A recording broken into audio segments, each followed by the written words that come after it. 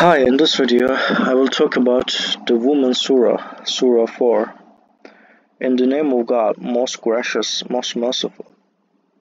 O people, observe your Lord, the one who created you from one being, and created from it his mate, then spread from the two many, man and woman. You shall regard God by whom you swear, and regard the parents. God is watching over you. You shall hand over the orphans their rightful properties. Do not substitute the bad for the good, and do not consume their properties by combining them with yours. This would be a gross injustice. If you deem it best for the orphans, you may marry their mothers. You may marry 2, 3, or 4. If you fear lest you become unfair, then you shall be content with only one, or with what you already have. Additionally, you are thus more likely to avoid financial hardship. So here it's important that here the orphans, the thing is God wants them to have a family.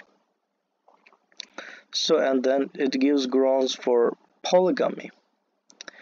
But it still doesn't mean that man can have two whenever he wants. So because we see that the next verse, you shall give the woman their due dowries equitably. If they willingly forfeit anything, then you may accept it.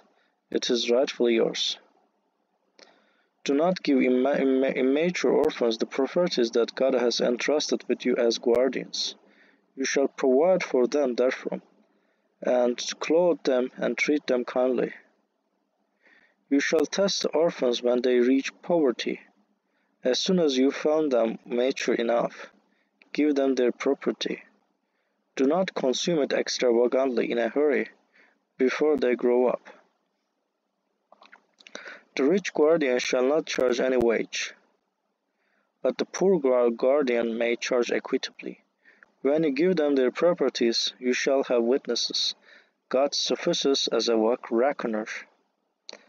The man get a share of what the parents and relatives leave behind. The woman too shall get a share of what the parents and relatives leave behind, whether it is a small or a large inheritance, a definite share. During distribution of the inheritances, if relatives, orphans, and needy persons are present, you shall give them therefrom and treat them kindly. Those who are concerned about their own children, in case they leave them behind, you shall observe God and be equitable. Those who consume the orphans' properties unjustly eat far into their bliss and will suffer in hell. You know why? Because they make it look like God didn't create anything for them. It's like, and atheists use it as a propaganda against believers. So it is that important. Economy is that important. So that's why economy is very important. So and God should give them should be more merciful for those orphans, because they don't have protection in life, and God tries to protect them, and so you see this even accepting polygamy to protect the orphans.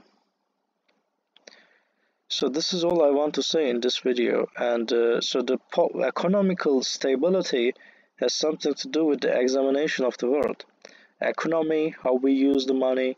So you cannot steal people, right? Like legally you can steal people too, but Quran forbids it.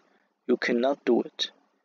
And if you try to do it, and you will consume the orphans' properties unjustly, eat far into their bellies, and will suffer in hell.